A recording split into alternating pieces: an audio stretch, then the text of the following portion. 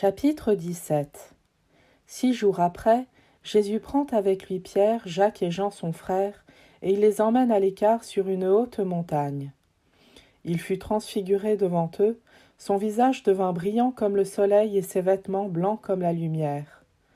Voici que leur apparurent Moïse et Élie, qui s'entretenaient avec lui. Pierre alors prit la parole et dit à Jésus, « Seigneur, il est bon que nous soyons ici. Si tu le veux, je vais dresser ici 3 tentes, une pour toi, une pour Moïse et une pour Élie. » Il parlait encore lorsqu'une nuée lumineuse les couvrit de son ombre, et voici que de la nuée une voix disait « Celui-ci est mon fils bien-aimé, en qui je trouve ma joie, écoutez-le. » Quand ils entendirent cela, les disciples tombèrent face contre terre et furent saisis d'une grande crainte. Jésus s'approcha, les toucha et leur dit « Relevez-vous et soyez sans crainte. » Levant les yeux, ils ne virent plus personne, sinon lui, Jésus, seul. En descendant de la montagne, Jésus leur donna cet ordre « Ne parlez de cette vision à personne avant que le Fils de l'homme soit ressuscité d'entre les morts. » Les disciples interrogèrent Jésus « Pourquoi donc les scribes disent-ils que le prophète Élie doit venir d'abord ?» Jésus leur répondit « Élie va venir pour remettre toutes choses à sa place.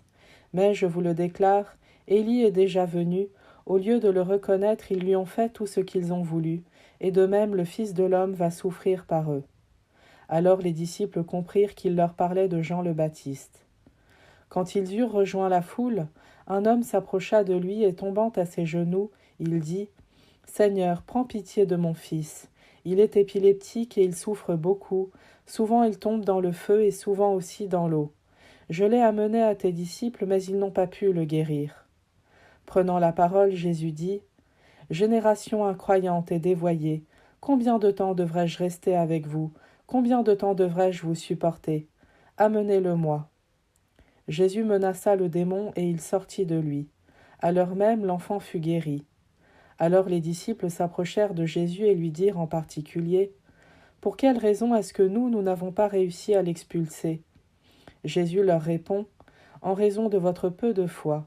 Amen, je vous le dis, si vous avez de la foi gros comme une graine de moutarde, vous direz à cette montagne « Transporte-toi d'ici jusque là-bas » et elle se transportera, rien ne vous sera impossible.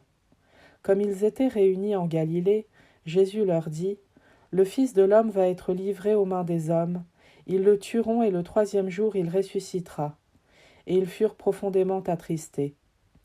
Comme ils arrivaient à Capharnaüm, ceux qui perçoivent la redevance des 2 drachmes pour le temple vinrent trouver Pierre et lui dirent « Votre maître paye bien les 2 drachmes, n'est-ce pas ?» Il répondit « Oui. » Quand Pierre entra dans la maison, Jésus prit la parole le premier. « Simon, quel est ton avis? Les rois de la terre, de qui perçoivent-ils les taxes ou l'impôt? De leurs fils ou des autres personnes ?» Pierre lui répondit « Des autres. » Et Jésus reprit « Donc les fils sont libres. Mais pour ne pas scandaliser les gens, va donc jusqu'à la mer, jette l'hameçon et saisis le premier poisson qui mordra, ouvre-lui la bouche et tu y trouveras une pièce de 4 drachmes. Prends-la, tu la donneras pour moi et pour toi. »